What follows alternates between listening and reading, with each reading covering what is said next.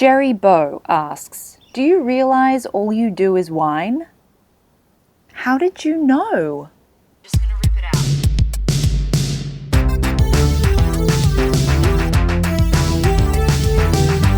Where's my spade? Actually, I'm not a big wine drinker, but I do love a good whinge. Ah, here comes the sun. Yeah, it'll be gone again in 2 seconds. Jokes aside, the last few weeks have been about hard manual labor, and I've really let the small maintenance stuff slip. So this afternoon is going to be about light tasks, maybe a snip here, a spray there. The biggest tool I'm working with today are these, and good grief, they need a clean.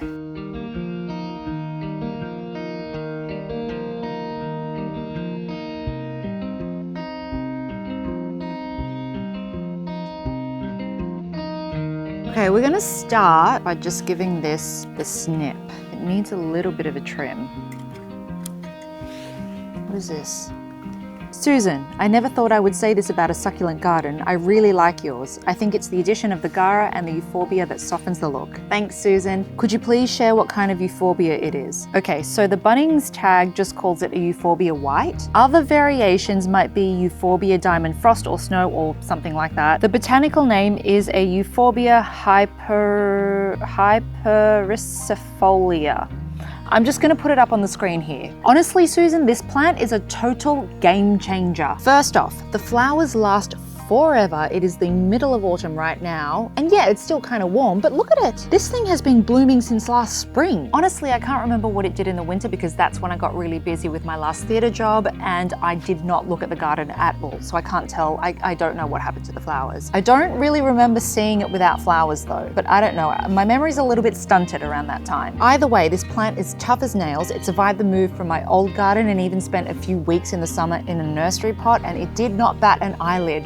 Watering, barely. I pretty much only water it when it's being transplanted. Otherwise, I treat it like a cactus. It's also really good at adding that soft, airy texture to the garden. So if you want movement and lightness, this is your plant. Some of the, oh my God, I can't get on camera. Some of the cons, it can fill out pretty quickly, which might actually be a pro.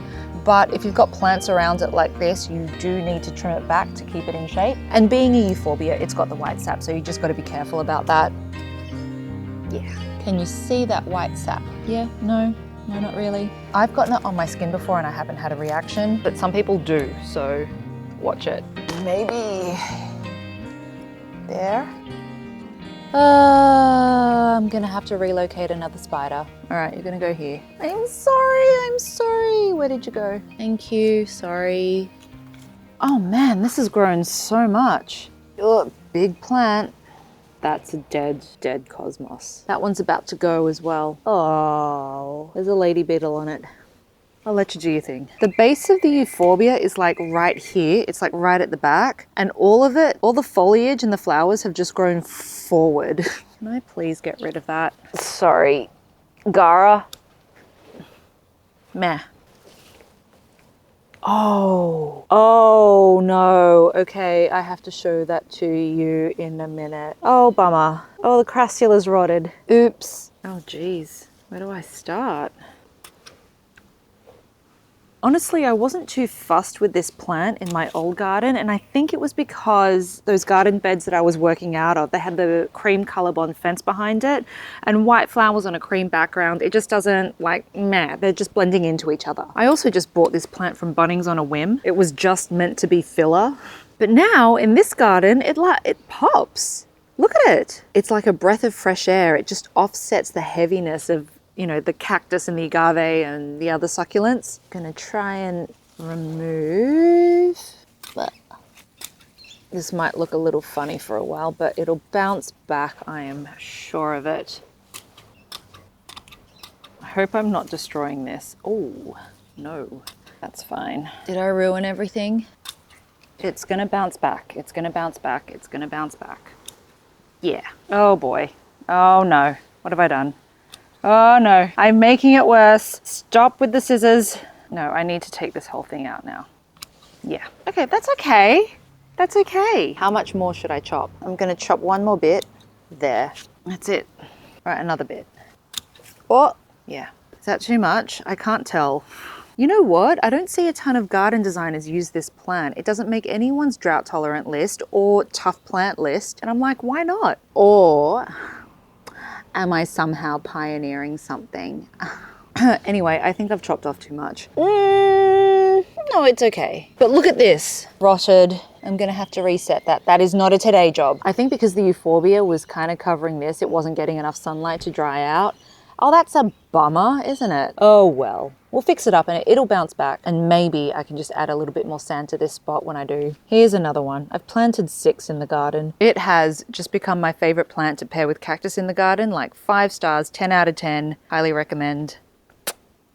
Seize the clay. In the past, you have mentioned your love of portulaca. I live in a hot and humid area with very irregular rain patterns, so drought in the heat of summer is not uncommon while the humidity can still remain very high. Sounds like summer in Sydney. I have a planter in a sunny spot that gets no shade at all and wondered if it might be a good contender for the pot. Yeah, I think so. I find them to be total sun lovers. The flowers will close up of an evening and then open back up again with direct light the next morning. I mean, the leaves are a nice texture, but the flowers are the main reason why we get the portulacas. So putting them in a sunny spot is pretty ideal. Let me just show you the ones that I've got here. This is one that I just put in last week. It's another one that I love pairing with cactus and agaves because the flowers are just so soft and bright and they are super hardy in my climate. I will say that heavy rain can wreck the flowers, like flatten them, but they do grow more pretty quickly, especially if they're placed in full sun. In winter, they can die back if you don't take care of them. Actually, it depends on what zone you're in. Portulacas, from what I understand, are considered annuals in a lot of places, but in my apartment days when I had my garden on my balcony, they did behave like perennials. The flowers would die off, but the leafy parts just kind of hung on during winter. Last winter though, in my old garden, I fully neglected them and they did completely die back. So this year I'm gonna try mulching them. Oh yeah, that's right. On the balcony, the portulacas were like mealy attractors. So much mealy that I had to throw a couple of them out, even though I love them so much. When I've put the portulacas in a yard, like in the ground, has not been a problem. I mean, I have a whole ecosystem here of beneficial predators, which is probably what was missing from the balcony because it was very contained. So, you know.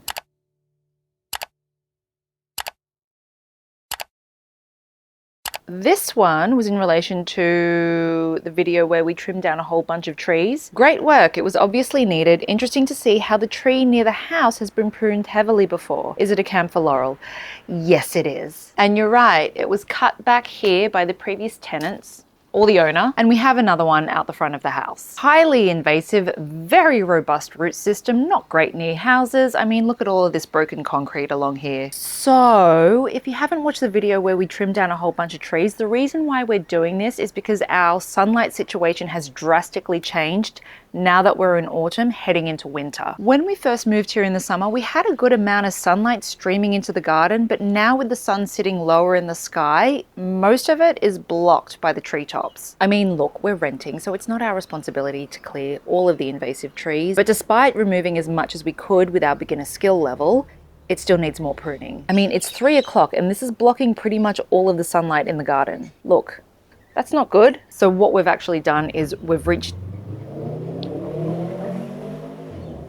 Why does your car need to sound like that? Anyway, we reached out to an arborist who actually came round this morning to give us a quote, and he's going to help us thin out a lot of this situation for an amount that's not going to blow our budget, which is great. It's going to be good to see the garden get more sunlight. Sorry, I got really hungry. Sean, do your in-ground cacti not get root rot from Sydney's wet and humid weather? Really good question because I was worried about that too when we first moved here. Sydney is the second rainiest capital city in Australia behind Darwin, and honestly the humidity this last summer has just gone into full gear. Even just this last month we've had higher than average rainfall. But you do see a lot of Sydney gardens with cacti planted straight into the ground, and I'm talking areas that are meant to have clay soil. Now, a lot of that soil could be amended, but cactus? I just doubt it. There was this one house near our old place. Their front yard was basically a mini cactus country. I used to drive by it all the time, and cactus, the entire front yard was just cactus planted straight into the ground. I think it really comes down to the type of cactus, and I don't know, I feel like columnar cacti, like stuff like apple cactus and San Pedro, they do fine here. I've heard mammillarias are a little bit prone to root rot, but I've planted some in the ground anyway. I just want to see if they grow and pop out faster in the ground. I've tested the soil here as well, and it came up as sandy clay loam, so it does get some drainage, and I'm sure that helps. I probably should have tested it in different areas because it does feel a little more clay heavy the further down the slope you go, a little bit closer to the house. My garden is basically one big slope. From what I understand, different areas of Sydney have different kinds of soil, and a huge portion of Greater Sydney has clay soil. The further north you go, however, the soil gets sandier. Just a little bit of Sydney soil trivia for you. Anyway, I know we're taking a risk, but we want them to get bigger, so costume change. I had to get a jumper because it's getting chilly. I don't really want to do any other chores, so I'm just gonna hang in the garden. Look at Bentley. Bentley actually, look at this. Okay, 2 steps back. This cactus is called Bentley. Now, Bentley already had this when we planted him in the ground. It's a little pup. And it's growing. Look at those red spines. When these spines here are colored, it's a sign that it's growing. And Bentley's also growing at the top. Like, look at what in the world has happened here. Hang on. Stabbed with his own spine. That's unfortunate. I think that must have happened when we transported him in our car. Oh, look, there's another one. Hang on. That one there. How did I not see this before? Oh, come on. Oh my God, that's gonna need some pliers. There we go. Oh, I just want to sit here for the rest of the afternoon. I don't want to do any more chores. Look how blue Woolly Blue is. That's pretty freaking blue. You're doing good. Josie, I get that you are renting and the owner gave you green light to do as you wish with the garden, but seeing a lot of lawn removed to plant your cactus collection, would you be replacing the empty patches when you move out? I'm pretty sure all your gorgeous collection would not stay behind, but hopefully you get to stay there long and not have to think about this now. I hope we get to stay here a long time too. Yes. You can see that we are putting more cactus in the ground than we originally planned. It's the only way that we can see these plants get big, and putting them in pots is just going to really stunt and slow the growth. We still have a lot of stuff in pots. Hendrix, the mammillaria pot over there, our agaves over here. The thing is, the pots are going to be killing off the grass underneath as well, so whether it's a hole in the ground or a dead patch of grass, I don't know, it all kind of feels the same to me. But you're right, most of our collection that we've put in the ground will be coming with us. Most of, not all. Oh my gosh, I'm so lazy. I can't even move to show you properly. But you see this cactus here? Yeah, this one right here, we might actually leave. We've got 2 of these types of cactus. The other one is, where can I see it? I'm so sorry, I'm feeling so lazy. Where is it? Anyway, we have another one of these plants that we're actually potting up, so we're just going to take the potted one with us. Bentley, the cactus, depending on how big Bentley gets, we might take as a cutting only, just because he might be too big to transport. I think we'll decide at the time. We don't want to have the same experience that we did last time we moved house. It was just too difficult. So my guess is that we're just going to be better at letting go. The softer perennials for sure are staying. So the euphorbia white, the bracteantha, the chrysocephalum, the rosemary, the lavender, the coreopsis, all of that is staying. These are plants that I can find in nurseries, whether local or via plant mail, so I don't think it's worth the time and the energy to try and move them. So Merry Christmas to the next tenants. And no, I'm not going to leave any open holes behind, so topsoil and mulch at the very least. If the gap looks really bad, I might plug a really cheap plant in that spot. If there's a plant that I really like that I might struggle to find somewhere else, I might try propagating it, but me and propagation, we're not friends. I tried to propagate salvia, all of them died. This is it. This is what's left of the plant. Salvia Aztec Blue, really gorgeous plant, but I can't do propagations. Even succulent propagations, I can't do the leaves in a tray. In fact, the more intentional I am with props, the more likely they're gonna die. I've said this in a previous video, I need to throw the leaves somewhere shady and let them find their own way. That is the only way I can do propagation if it's all an accident. Sharifa, please just call me out, by the way, if I get names wrong. People get my name wrong all the time because they can't believe that anyone would be called Shy. I'm impressed that you were digging dirt in the rain. Love that. Have you ever thought about getting an auger for digging soil? Yeah, I watch Garden Answer and I'm like, an auger would be amazing. And what was it? Tim and I were watching them zip around in those little carts, the gator carts, and we were like, that would be so much fun one day. But honestly, when I'm not in a bad mood like I was with my last video, I actually like the physical labor of gardening. It's repetitive physical work and I try to balance it out with stretching and yoga so I don't wreck my body. In my previous theatre life, I used to specifically work in physical theatre. I like physical work. It's like going to the gym. In the moment, you are sweating and swearing and hating life, but then the endorphins kick in and you feel amazing. I like it when the muscles feel works, like you get that slight lactic acid burn. I'm crazy. Molly in the comments is encouraging me to start fitness gardening videos, and I have been brainstorming some names for some possible exercises. I have so far the squat and pot, the plant and plank, the sweat and sew, and the weeding workout. You tell me if that's gonna sell. All that said, tools would definitely speed things up, and you know, in the middle of summer, of course, I'm going to be like, give me an auger right now. The thing is, I also don't want to collect a million different tools. If there was some streamlined universal set of gardening tools, I would be all over that. Oh, and in the comments, there seems to be this unanimous vibe that I need to get a reciprocating saw because I've been using a hand pruning saw for the really big roots in the ground.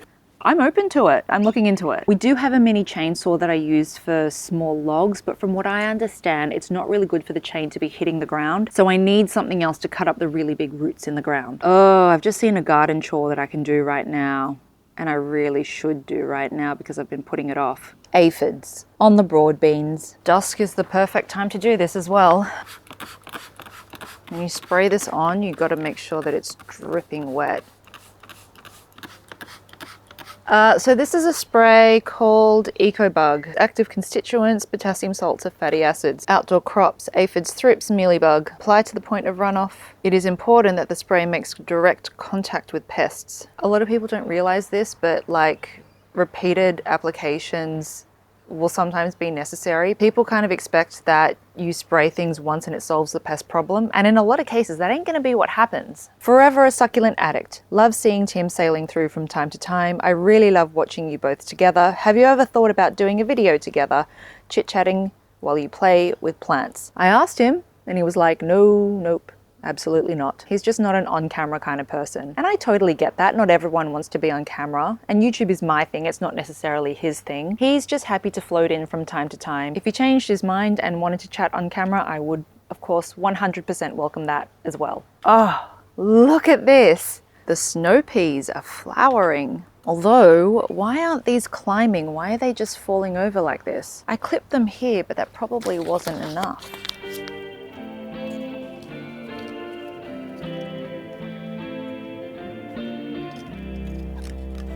Brooke, I've seen you use black gravel. I've seen you use black gravel a couple of times. What do you think of it? I've been thinking of using it for my upcoming garden beds. Yeah, I use black lava rock in pots, but I think we want to go for a more natural color in those garden beds. That being said, I never say never.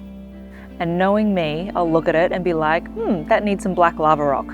But do watch this space because we'll be trying out a few options soon. Caroline, what happened to all your cacti and succulents? I remember your old place and it seemed like you had a lot more. Okay, so this is the central part of the garden where I'm kind of, this is where I'm planting all the plants, and anything that I haven't used is currently here, all here, there as well, all here. Otherwise, everything kind of hangs out on the outskirts of the yard. It's getting really dark, so I'm gonna move. Sorry for the horrid fluorescent lighting, but it's getting dark and we're just gonna finish off this video on the patio. So the stuff that's in pots, we just haven't figured out what to do with yet. We actually sold a bunch of our collection earlier this year. Most of it was just duplicates of the stuff that we already had. We do have a tiny concrete terrace in another part of the house where plants go to get full sun. It actually gets more sun than the garden does out here, but you know, I want to plant stuff in the garden, not just keep stuff in pots on a terrace. I haven't shown that spot yet because, to be honest, it's